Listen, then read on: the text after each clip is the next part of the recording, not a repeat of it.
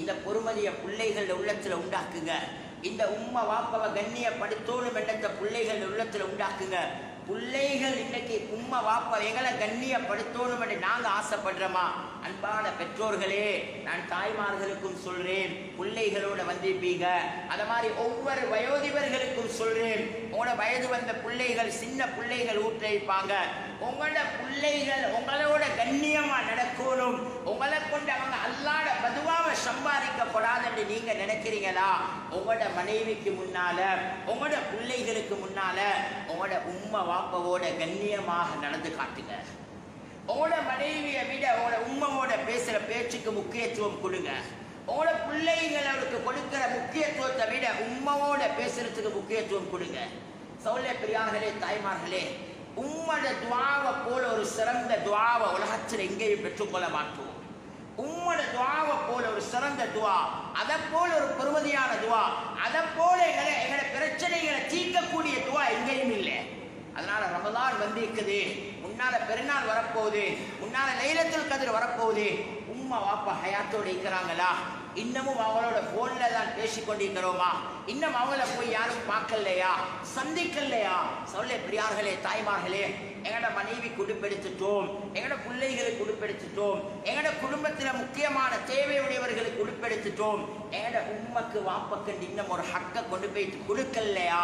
யாரும் அதில் தாமதிக்க வானம். ஏன்னா எங்களோட சுவர்க்கம் நீக்குது, அதில் எங்களோட சுவர்க்கம் நீக்குது. அதில் நாங்கள் எல்லாம் கஅபத்துல்லாஹ்ல மரணிக்கிறச்ச விரும்புவோம், நாங்கள் எல்லாம் மதீனால மௌத்தாகிறச்ச விரும்புவோம், நாங்கள் எல்லாம் நபிக்கு பக்கத்துல மௌத்தாகிறச்ச விரும்புவோம். ஆனா சொல்ல பெரியார்களே, தாய்மார்களே, நபி எல்லாத்தை விடவும் ஆக சிறந்த அமல் என்ன தெரியுமா? உம்மோட காலி கீழே மூச்சுவார், உம்மோட காலடியில மூச்சுவார். மேலான ரசூல் ஸல்லல்லாஹு அலைஹி வஸல்லம் திருமதி ஷரீஃப்ல ரிவாயத் இருக்குது, நபி அலைஹிஸ்ஸலாம் நபியோட உம்மோட மௌத்தை அடக்கிட்டு 53 வருடத்துக்கு பின்னால அந்த அபுவா என்ற இடத்தை தாண்டி ரசூல் ஸல்லல்லாஹு அலைஹி வஸல்லம் ஹிஜ்ரி 8ல மக்காவுடைய வெற்றி கிடைச்ச நேரம், மக்காட வெற்றியை கொண்டாடிட்டு நபி அவங்க மதீனாக்கு திரும்பி வரக்கொள்ள அந்த அபுவா என்ற இடத்தால வந்தாங்க.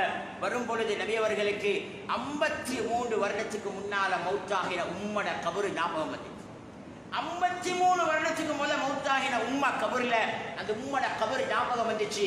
நபி அலைஹிஸ்ஸலாம் அந்த மண்ணடிக்கு போய் சஹாபாக்கள்கிட்ட சொன்னாங்க, எல்லாரும் இந்த இடத்துல இன்றைக்கு கூடாரம் அடிங்க, இன்றைக்கு இரவை நான் என் உம்மாவோட கழிக்க போறேன். அல்லாஹ் உம்மா மௌத்தாகி 52 வருடம் தாண்டிட்டு நபி அலைஹிஸ்ஸலாம் சொன்னாங்க, இன்றைக்கு இரவு நான் என் உம்மாவோட கழிக்க போறேன். அந்த உம்மோட அந்த கபருடைய மண்ணை எடுத்து திருமதி ஷரீஃப்ல இருக்குது, நபி அவர்கள் நபியுடைய நாடியில வலது கன்னத்தில் வச்சு அந்த மண்ணை முத்தமிட்டு அழுது சொன்னாங்க, நபிக்கு கிடைச்ச அந்த எல்லா வெற்றிகளையும் சொன்னாங்க. நபி அலைஹிஸ்ஸலாம் ஹிஜ்ரி மக்கால இருந்து நபி அவங்களுக்கு ஆமினா கோலத்தில இருந்து நபி அவங்க யார்கிட்ட வளர்ந்தாங்க, என்னென்ன சோதனை வந்துச்சு, என்னென்ன கஷ்டங்களுக்கு முகம் கொடுத்தாங்க, ஹதீஜா அல்லாஹ் மனைவியா கொடுத்தது, அதுக்கு பின்னால வந்த சோதனை, அதுக்கு பிறகு கிடைத்த வெற்றி, அதுக்கு பிறகு கிடைத்த நபித்துவம், அதுக்கு பிறகு கிடைத்த நிரந்தர வெற்றி. நபி அலைஹிஸ்ஸலாம் மியராஜுக்கு போனது, நபி அவங்க அங்க 7 வானத்திலே நபிமார்களை பார்த்தது, பைத்துல் மஹ்மூருக்கு போனேன், அங்க நான் மலக்குமாரை சந்திச்சேன், அங்க லட்ச மலக்குமாருக்கு நான் தான் இமாமத் செஞ்சேன். இப்படி நபி அவர்களுக்கு கிடைத்த அவ்வளவு சிறப்பையும் நபி அவங்க சொல்லி அழுதாங்க. நீங்க இத பார்க்கிறதுக்கு ஹயாத்தோடு இருக்கல்லே, இதை யாரோ பார்த்தாங்க, எவ்வளவோ பேர் ரசிச்சாங்க, பின்னால வர மக்கள் எல்லாம் இதை வரலாறு மூலமா படிக்க போறாங்க.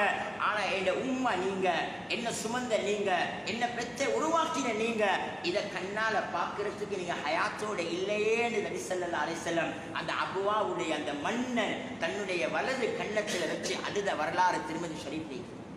சௌலே பெரியார்களே, தாய்மார்களே, அந்த இடத்துல நபி அலைஹிஸ்ஸலாம் ஒரு வார்த்தை சொன்னாங்க, உம்மா, நான் நபிதான், நான் ரசூல் தான், நான் முழு மனிதர்களுக்கும் தலைவர், நான் முழு நபிமார்களுக்கும் தலைவர். ஆனா நீங்க இன்றைக்கு நீங்க மட்டும் ஹயாத்தோட இருந்தா நான் உங்களோட எவ்வளவு கண்ணியமா நடப்பேன்டா. நான் பருதான தொழுகைக்கு தக்பீர் கட்டி சூரத்துல் ஃபாத்திஹாவை ஓத ஆரம்பிக்கும் பொழுது நீங்க எனக்கு பின்னால வந்து ஏட பேரை சொல்லி கூப்பிடுற சத்தம் கேட்டா நான் தக்பீரை விட்டுட்டு உங்களோட சொல்லுக்கு பதில் அளிச்சிருப்பேன்டா.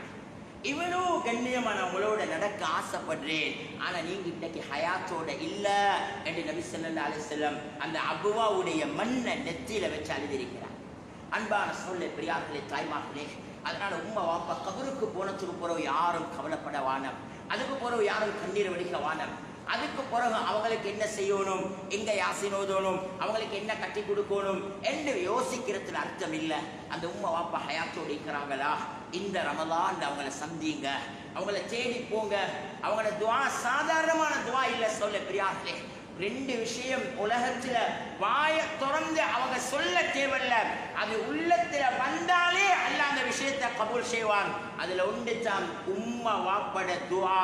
இவங்க வாய திறந்து அல்லாஹ் என்ற புள்ளைக்கு நீ இப்படி எல்லாம் கொடுன்னு சொல்ல தேவையில்ல, உள்ளத்தால என்ற புள்ள நல்லா இருக்கணும் என்று நினைச்சா போதும், அல்லாஹ் மௌத்துக்கு முன்னால நல்லா வைப்பான்.